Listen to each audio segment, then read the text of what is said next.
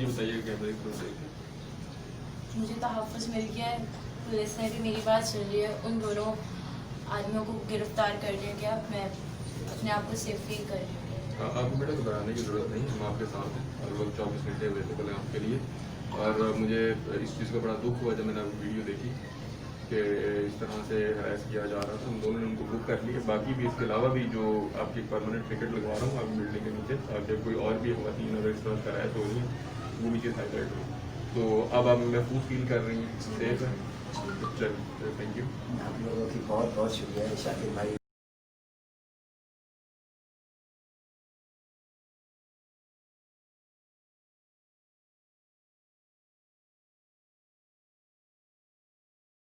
अस्सलाम वालेकुम। मैं महा मलिक कराची में रहती हूँ, मैट्रिक की स्टूडेंट हूँ। ईसा नगर के करीब मिकासा अपार्टमेंट्स में रहती हूँ। मेरा फैमिली बैकग्राउंड फाइनेंशियली इतना स्ट्रॉन्ग नहीं है। मेरी मॉम अक्सर इस वजह से परेशान रहती हैं और 2 साल से हमें इस अपार्टमेंट में इतना ज़्यादा तंग किया जा रहा है कि हमारा रहना बहुत मुश्किल हो गया है। यहाँ के काफ़ी सारे पठान हमें धमकाते हैं और धमकी देते हैं आते जाते। जब मेरी बहन कोचिंग जाती है, मेरी कुछ फ्रेंड्स भी होती हैं, उन्हें भी और मुझे भी धमकी दी जाती है कि हमसे दोस्ती कर लो, हमसे बात करो, हमारी बात मान लो। अगर तुमने हमारी बात नहीं मानी तो हम या तो तुम्हें कत्ल कर देंगे या तो तुम्हें किडनैप कर देंगे। मेरी मॉम अक्सर हमारे घर की पर्सनल इश्यूज़ की वजह से बहुत परेशान रहती हैं। अब वो इस वजह से भी बहुत ज़्यादा परेशान हो गई हैं। ज़ाहिर सी बात है, जिसके घर में 2-2 बेटियाँ हों वो माँ हमेशा परेशान ही होती है। मेरे फादर मेंटली तौर पे थोड़े से डिसेबल हैं बिकॉज़ उनका एक एक्सीडेंट हुआ था जिसकी वजह से अब वो नॉर्मल नहीं रहे। मेरी नानू हैं सिर्फ घर में जो सपोर्ट कर रही हैं हमें। मैं अक्सर जॉब वगैरह की भी तलाश में रहती हूँ। अभी पिछले हफ्ते मेरी सिस्टर, मैं, मेरी एक फ्रेंड और हमारे साथ हमारा एक कज़न था।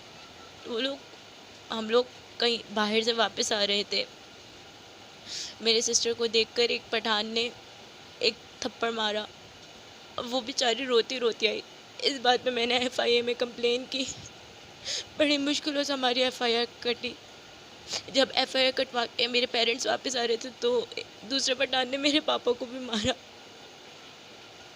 मैंने काफ़ी दफ़ा काफ़ी जगह कंप्लेन करने की कोशिश की है, किसी ने हमारी कंप्लेन नहीं सुनी। पुलिस वाले भी इनके साथ मिले हुए हैं। मैंने खुदकुशी करने की भी कोशिश की है। मैंने जहर पी लिया था, बदकिस्मती से मुझे उल्टी हो गई जिसकी वजह से मैं नहीं मर सकी। मैंने नींद की गोलियां भी खाई, 2 दिन सो के फिर उठ गई। मैं 1 वीक से मैं बहुत ज़्यादा परेशान हो चुकी हूँ। मैंने घर शिफ्ट करने का भी सोचा लेकिन इतना इमीडिएटली कोई घर नहीं मिलेगा।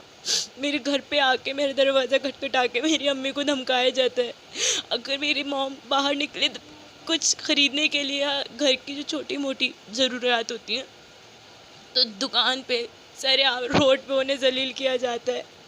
मैं मज़ीद बर्दाश्त नहीं कर सकती अब।